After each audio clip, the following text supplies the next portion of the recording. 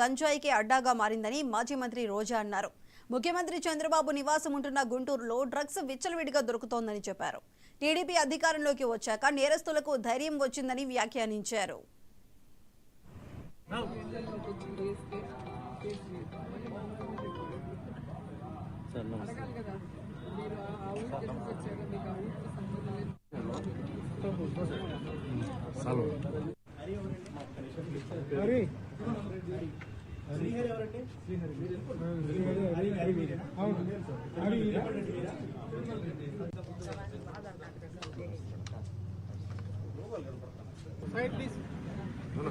ప్రభుత్వం ఈరోజు అధికారంలోకి వచ్చాక ప్రజలకి మంచి చేయాలి, రాష్ట్రాన్ని అభివృద్ధి వైపుకు నడిపించాలి, ప్రజలకి తాము మేనిఫెస్టోలో చెప్పిన ప్రతి ఒక్కటి అందజేయాలన్న చిత్తశుద్ధి లేకుండా కేవలం రెడ్ బుక్ రాజ్యాంగం అంటూ రాజ్యాంగానికి విరుద్ధంగా ఈరోజు వాళ్ళు తప్పుడు కేసులు పెట్టి వాళ్ళు చేస్తున్న హెరాస్మెంట్ చూస్తుంటే చాలా అసహ్యం వేస్తుంది.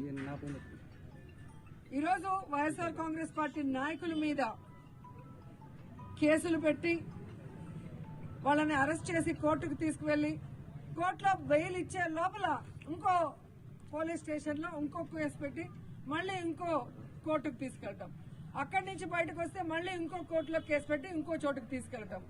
ఇది మనం కళ్ళారా పోసాని కృష్ణమురళి కేసులోనే మనం చూస్తున్నాం. అలా చాలా మంది మీద కూడా జరుగుతున్న విషయాన్ని ప్రజలు తెలుసుకోవాలి.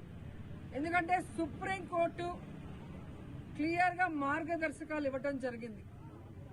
ఒక మనిషిని అరెస్ట్ చేశాక ఒకవేళ ఆ మనిషి మీద వేరే వేరే పోలీస్ స్టేషన్ లో కేసులుంటే వాటన్నిటికీ పీటీ వారెంట్ ఇచ్చి ఒకే చోట విచారణ చేయాలని స్పష్టంగా ఉన్న వాంటెడ్ గా ఈరోజు జిల్లాలకి పోసాన కృష్ణమురళి గారిని వెహికల్లో తీసుకెళ్లి అలా హ్యూమిలేట్ చేస్తున్నారు.